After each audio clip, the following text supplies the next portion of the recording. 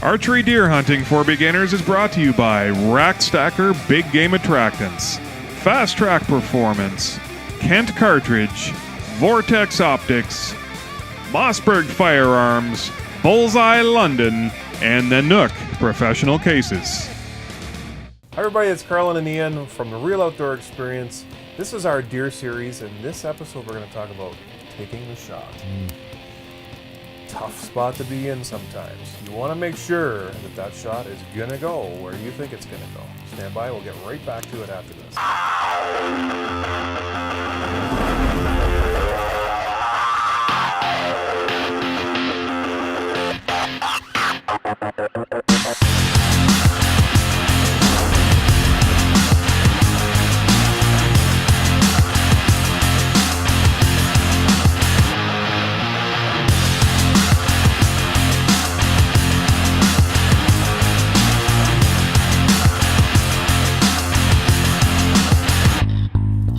So this is what it's all come down to. You know, right from asking permission to scouting to putting out cameras, and worked, you know, quite possibly for months, if not years, for this one opportunity. Oh, I got goosebumps. So taking the shots is what it all comes down to. And equally importantly is knowing when not to take the shot.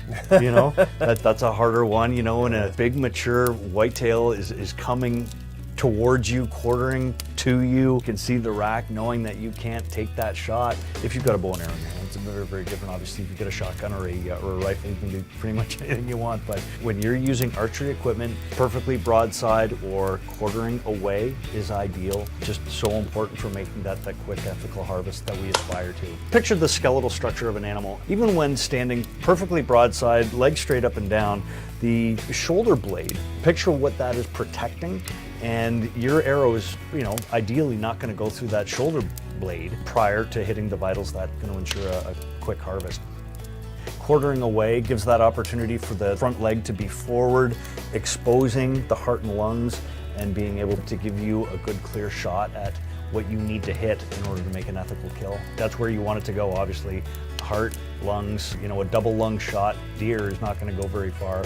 Heart shot deer is going to go down within 50 yards. Conversely, quartering to, if you are off by just a slight inch, you're going to miss all the vitals, and it's going to wind up coming in through the back. You can wind up with a liver shot deer, a gut shot deer. The problem with those is that they are going to die, but they will run for 12 hours before they die. The liver shot deer, you can tell by the color of the blood if your deer is liver shot, and sometimes by the way that they're acting as well. But if it's late in the afternoon, evening, and you make a bad shot, or you know, you determine that it is likely a liver shot deer, back out of the woods, come back in the morning. Give them a lot of time to go and expire. Don't take a bad shot. You're much better off to pass, regret the shots that you didn't take, as opposed to regretting the shot you did take that didn't work out. That is so hard, yet so true.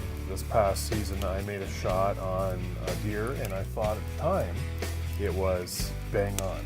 And it turned out it was bang on. But when I viewed the video after, I noticed that deer was still walking. But I made the conscious decision, because there was 4 altogether, I thought I was going to get burnt by one of the other ones. Looking back in retrospect, probably not the best shot, although it was a clean kill.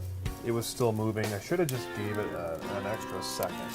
So a little bit of regret there, but imagine the regret that you would have if that deer moved, or you moved and burnt the other deer, and then, you know, you took the shot, hit him in the back leg, and then they ran for, Happens. You're just not going to find them, or somebody else will find them, or the coyotes will find them. It's a total waste. That's just not something I ever want to do. Such a great point, Carlin. One of the things that I do like about the way that you hunt, you take so much pride in taking ethical shots, and you practice and you practice and you practice and you practice. Not a lot of guys out there that I know that I will hunt with that are encouraged to take a walking shot, but you can do that because of the practice and the experience that you have. Most of the time, I will give a bit of an animal bleat to stop a walking deer. Doesn't take much, just a little, and that, you know, a walking deer that's coming in will stop. And if you've got a narrow shooting lane, just as the deer is stepping into the shooting lane, they will stop, and that is the second that you need to just release your arrow. You do it too soon, they can wind up in the bushes. You do it too late, they can wind up with the butt end of a deer in your shooting lane. But stopping a deer in order to make that broadside shot is important. If you are going to take moving shots, just make sure you practice first. When it comes to, again, the ideal shot, slightly quartering away. Broadside is fine as well.